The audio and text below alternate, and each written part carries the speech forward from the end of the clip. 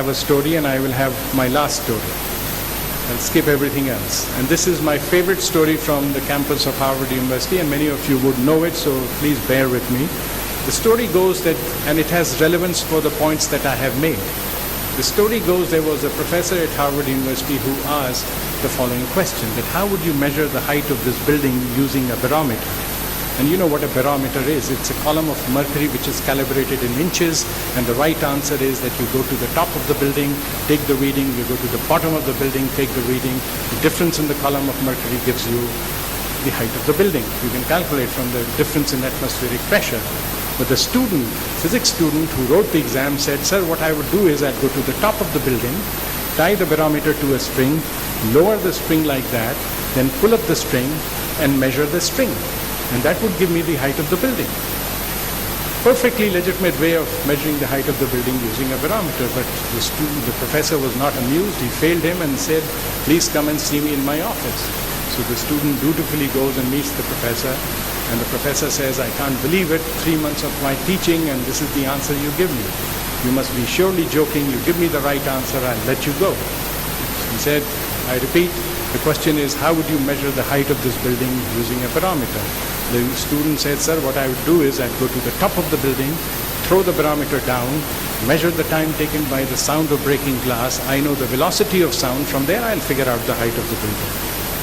Perfectly legitimate way of figuring out the height of the building using a barometer. But this professor was not amused. The sweat started trickling down his sides and his nostrils expanded, and he said, quarter tongue in cheek, any other method, my friend? He said, yes, sir. What I would do is I would go down, put the barometer on the ground like that, measure the shadow of the barometer, then the shadow of the building. From the ratio of the shadow of the barometer to its height, I can figure out the height of the building from the shadow of the building. Now the professor was fuming mad. I mean, he could barely control it. He held on to the chair and looked into the eyes and said, any other method, my friend? He was curious. The guy's mind is working. He said, yes, sir. What I do is, since all buildings have a fire escape, I go down the fire escape. Since the barometer is calibrated, like so, I will put the barometer on the wall and measure the height of the building directly. Now the professor just gave up. And the student was no dummy after all. He's a student at Harvard. So he said, Prof, why do you ask how to measure the height of the building using a barometer? Why don't you ask what is the best way of measuring the height of the building using a barometer? So the professor stood corrected, he took a deep breath, looked into the eyes and said, all right, so what is the best way of measuring the height of the building using a barometer? The student also took a deep breath, looked into the eyes of the professor and said, Prof, if you ask me, the best way is I take this barometer, go to the owner of the building, give this barometer as a gift and ask him what is the height of your building. So many ways, thank you very much.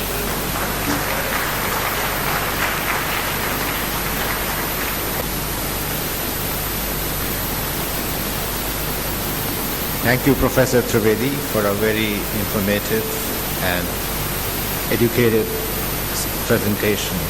We now beginning seeing at least the outline of the cat. Now I'd like to introduce our next speaker, who really doesn't need any introduction. Dr. S.Y. Qureshi is the 17th Chief Election Commissioner of India, having served earlier as a member of the Election Commission. Dr. Qureshi earned his master's degree from St. Stephen's College in Delhi before joining the IAS in 1971 and has served in various capacities in the government. He also held the office of the Director General Doordarshan, where he turned around the finances of the organization. He worked as Director General of Nehru Yuva Kendra Sangathan, India's largest youth development agency, and founded the Rajiv Gandhi National Institute of Youth Development and served as its director. Dr. Qureshi was the team leader in framing India's National Perspective Plan for Youth 2020 and mainstreaming gender issues. As Secretary, Department of Power and Non-Conventional Energy in Haryana, he successfully negotiated a $600 million World Bank loan for reform and privatization of private sector in the state. This initiative was evaluated as one of the 10 best in the world by the World Bank Quality Assurance Team. Prior to his joining the Election Commission, he was Secretary, Ministry of Youth Affairs and Sports, Government of India, and held offices of Special Secretary Health and Director General of the National AIDS Control Organization, where he brought India's National AIDS Control Program on the world map. In Election Commission, Dr. Qureshi has brought a special focus on people's participation, voters' education and youth involvement. He received a PhD for his thesis on role of communication and social marketing in development of women and children.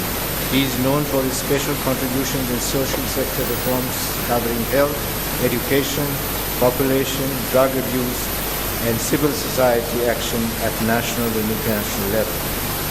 Dr. Qureshi has a number of publications to his credit on issues related to democracy, elections, HIV/AIDS, and family planning, social marketing, women and children development, and youth.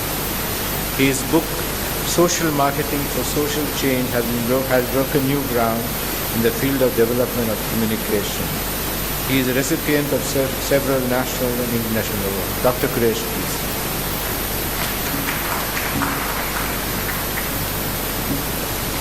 Good evening, ladies and gentlemen. I know that I have to be brief.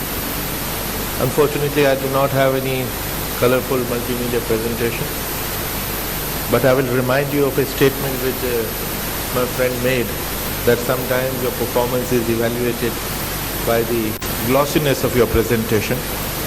So please remember that. I don't have a glossy presentation, but I may have some interesting things to tell you. You know, when you talk of India to anybody outside, if you ask him to describe India in one word, it will be democracy. USP of India is democracy.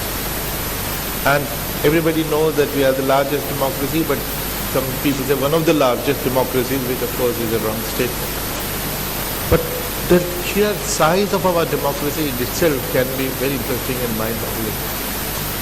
With 740 million voters, we have more voters than all 50 countries of Europe put together, plus all 20 countries of South and Central America put together. 70 countries rolled into one is what India is.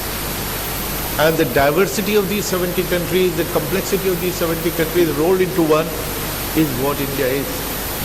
And this country delivers a perfect election year after year, and by lunchtime the nation knows the results.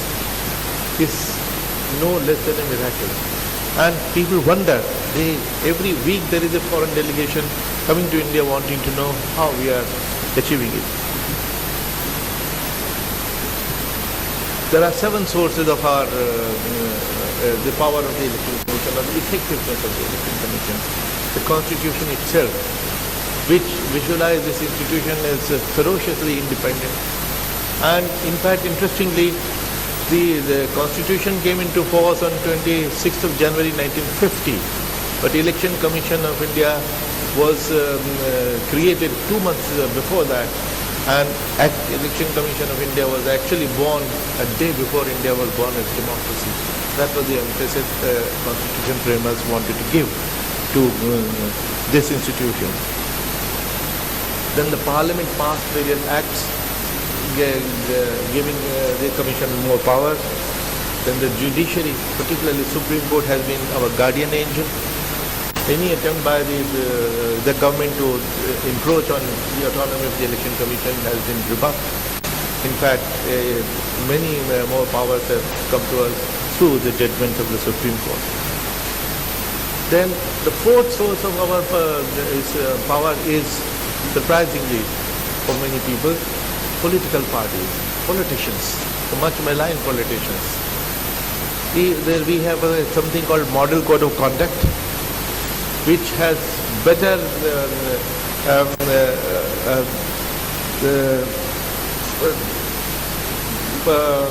compliance, much better compliance and obedience than any law of the land.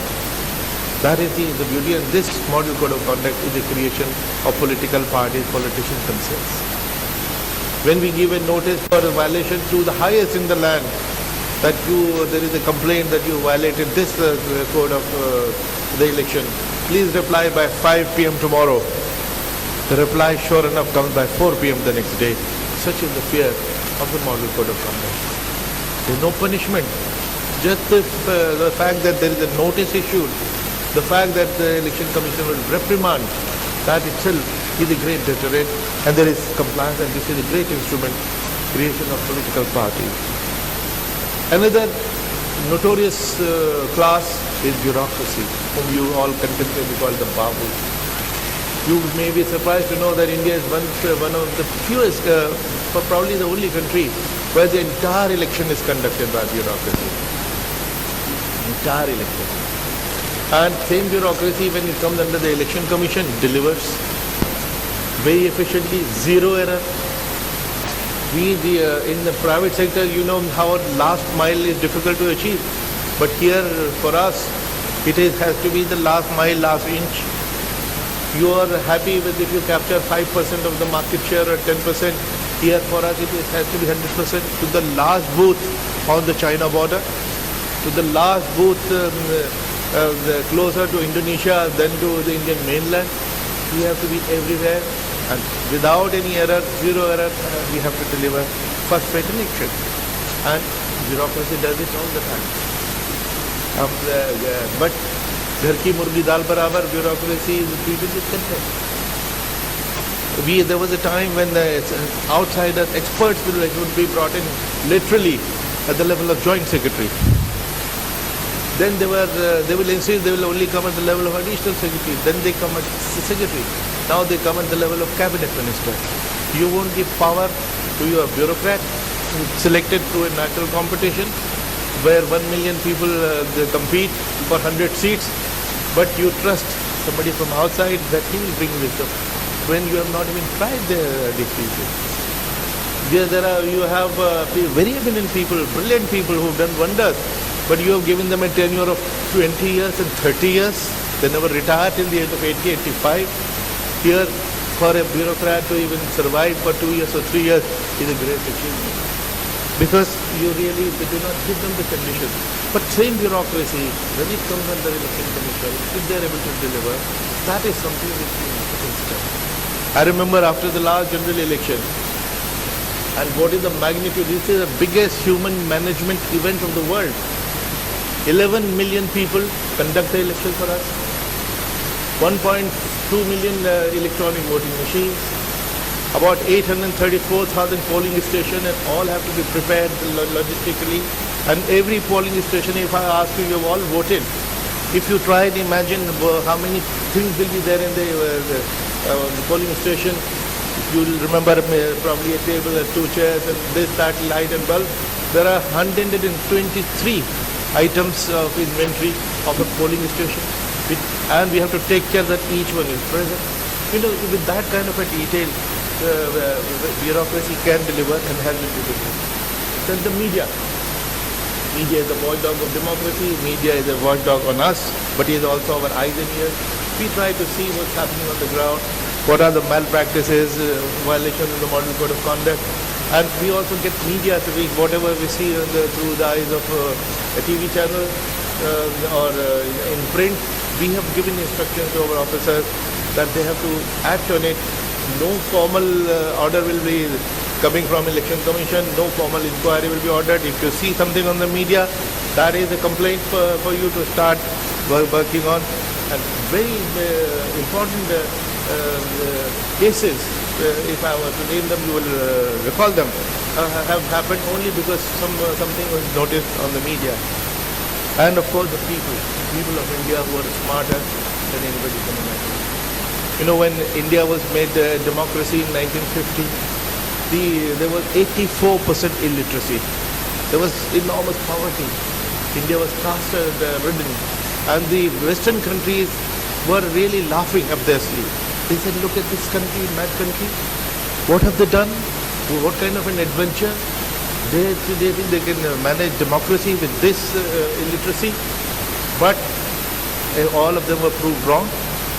We gave universal franchise, men and women equally from day one. And you will be surprised to know that America took 131 years to give women voting rights. The mother of all democracies, UK, took 100 years to give voting rights to women. And here was this poor country who gave equal rights to men and women from day one. And even Switzerland, which is mentioned very often by people who are clamoring for some different kind of reform. Look at Switzerland, they have a right to recall. They forget Switzerland is like our Karol Bagh in size. And Switzerland gave voting rights to women in 1971, by which about 8 general elections had taken place in India. So instead of looking, we have to come out of this slavish mentality, that we have to learn something from those countries. There are quite a few things which we can teach them. And democracy is surely one which, in which we have better experience than on many of them. However, at a time when we are feeling that we are a rotten country, there is a lot to be proud of. There are quite a few good things happening to us, and what I have mentioned is one of them.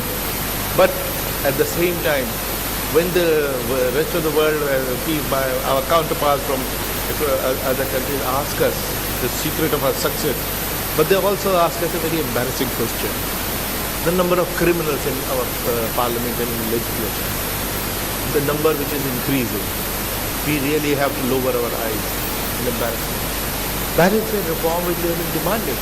One of the reform proposals pending with the government for 20 years is to debar criminals, at least those who have serious cases pending against them. The government's standard reply is that anybody who is under trial is innocent, because unless he is convicted, he is innocent. You cannot really debar him. But I have a counter question, which nobody has yet answered.